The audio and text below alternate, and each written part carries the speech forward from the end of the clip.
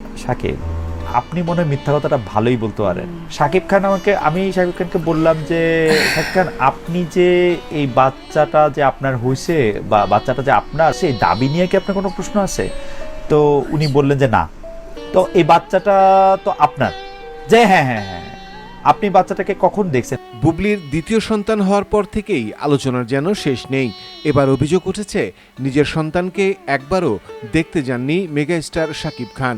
এটা যেন ঠিক সেই 2017 সালের ঘটনাকে মনে করিয়ে দেয়। সেদিনও অপু বিশ্বাস এরকম অভিযোগ নিয়ে গিয়েছিলেন একটি বেসরকারি টেলিভিশনে।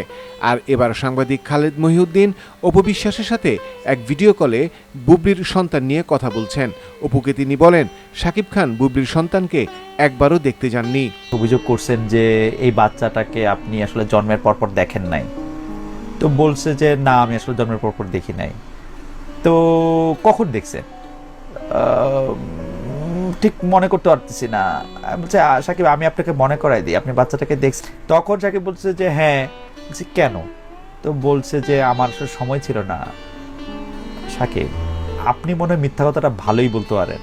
আমি এটুক পর্যন্ত বলছি যে আপনি বানায় বানায় এবং মিথ্যা কথা মনে হয় ভালো বলেন। এই বিষয়ে অপু বলেন, অতীত থেকে আমাদের শিক্ষা নেওয়া উচিত। পরিবেশটা খুব একটা ভালো নয়, সিচুয়েশনটা অতীত থেকে আমাদের সকলের শিক্ষা নেওয়া উচিত।